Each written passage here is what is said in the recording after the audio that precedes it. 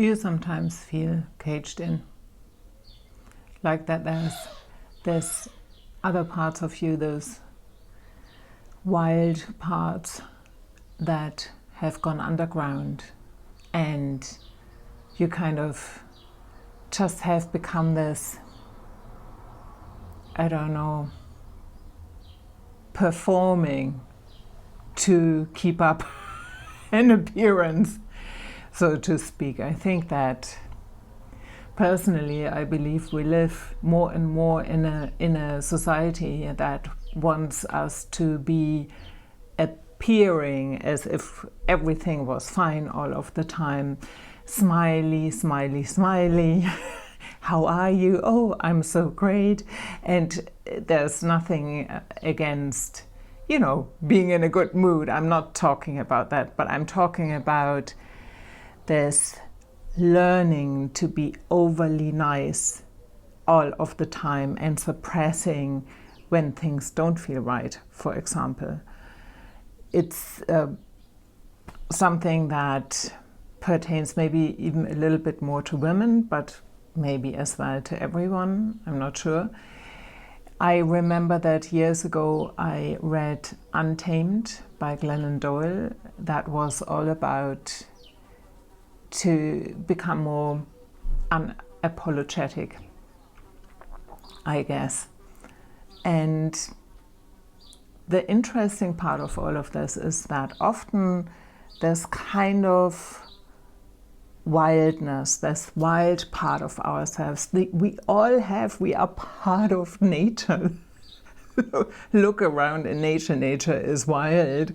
That's what it is. We are part of it. So we have that wildness that is kind of our soul. And if we think we have to be a certain way and edit ourselves down, there's nothing much left.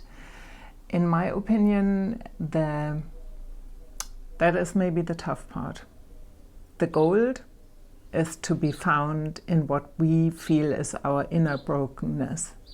In all these, in the depression and everything that lies underneath it, all these layers of anger, grief, fury that at least I have, for example, been pushing down. And I think, of course, it is not safe to,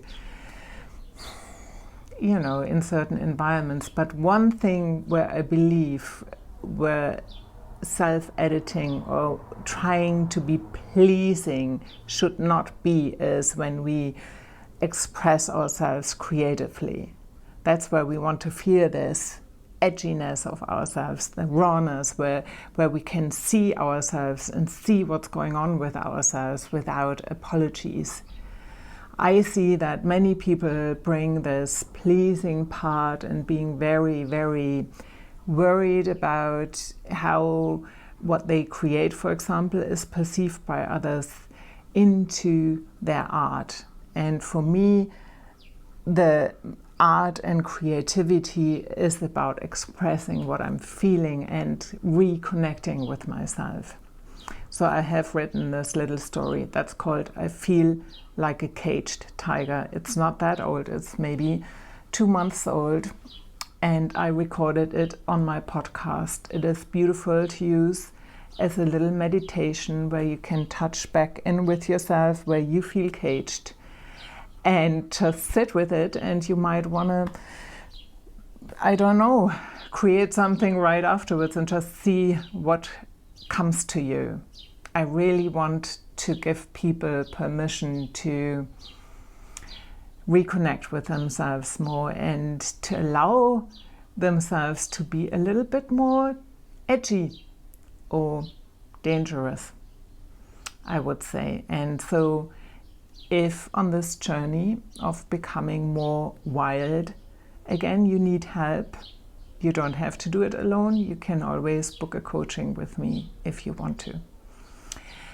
And so I put the link for the story in the description, and wait for it, there's a little sneak peek if you have the patience to hang around. Here's to digging for the gold in the brokenness and to uncaging ourselves a little bit more. Your creative rebel, Anja.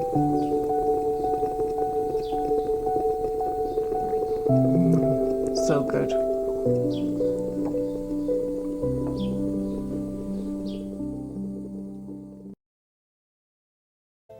And then you stopped.